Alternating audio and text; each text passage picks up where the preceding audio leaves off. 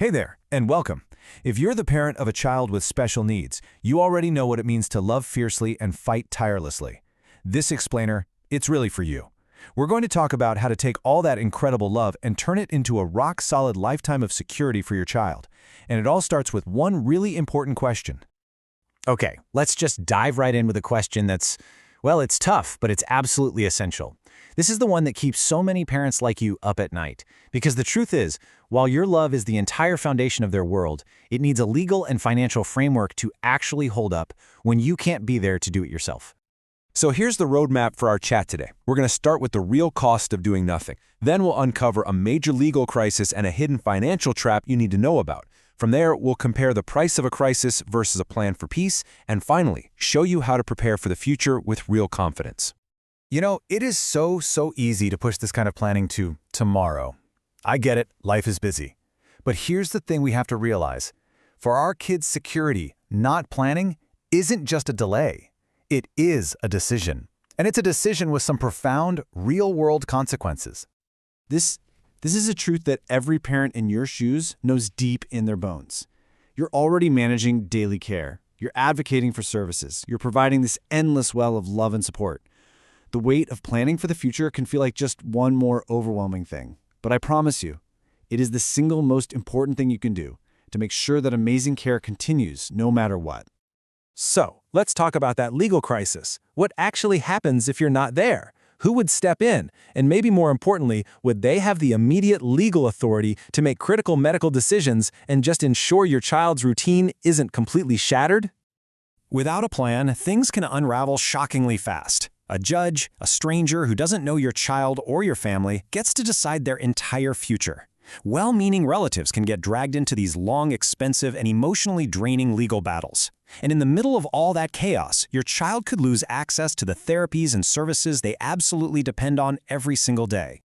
Now, beyond the legal side, there's this hidden financial trap. And this is a big one. Of course, every parent wants to leave money to provide for their child. But here's the shocking truth. That very good intention, if you don't handle it the right way, can totally backfire and create a financial disaster. I know what you're thinking. This sounds completely backwards, right? How could leaving money to my child possibly be a mistake? Well, the answer lies in how government benefits are structured. And honestly, it's a trap that so many loving, well-intentioned parents fall right into. Here it is. This is the crucial number you have to know. $2,000. That's it. For your child to qualify for essential benefits, things like SSI and Medicaid, they often can't have more than $2,000 in countable assets to their name. An inheritance, even a small one, could instantly blow past that limit. And this is where we see two completely different futures unfold. It's like a fork in the road.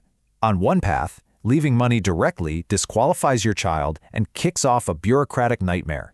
But on the other path, a special needs trust holds those exact same assets without counting against that limit. It protects their benefits, and it can pay for all the little extras that truly enhance their quality of life. And let's be crystal clear about what's at stake here. We are not talking about minor perks. SSI is often their fundamental monthly income for rent and food. And Medicaid, it covers therapies, medical care, and equipment that can cost hundreds of thousands of dollars over a lifetime. Losing these benefits? It's simply not an option. I often hear parents worry that planning is too expensive, but I want to reframe that. The most expensive plan you can possibly have is having no plan at all. Because reacting to a crisis will always cost more, financially, emotionally, you name it, than preparing for one. I mean, just look at the difference. When you plan ahead, the financial cost is predictable. You're in control. You get peace of mind. But reacting in a crisis, you're looking at unpredictable, often huge court fees, immense family stress, and months, sometimes even years, lost in court while your child's future just hangs in the balance. Okay, enough about the problems. Let's shift gears and talk about the solution. And it's not just a simple will. It's a comprehensive strategy that's designed for true, lasting peace of mind. It's called a life and legacy plan. See, this isn't just a stack of legal documents. It's a complete support system for your child. First, it names the trusted caregivers that you choose. It creates that absolutely vital special needs trust. It establishes legal guardianship for adult children. And just as importantly, it includes things like a letter of intent. This is where you capture all the beautiful human details, their routines, their favorite foods, their dislikes, all the stuff that legal documents can never ever convey. Creating a plan like this is one of the most profound acts of love you can possibly perform.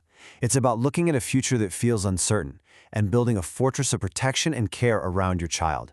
It's how you transform their vulnerability into true empowerment. Ultimately, it all comes down to this. We can't predict the future. None of us can. But we absolutely can prepare for it. Doing nothing leaves your child's future up to chance, up to courts and conflict and chaos.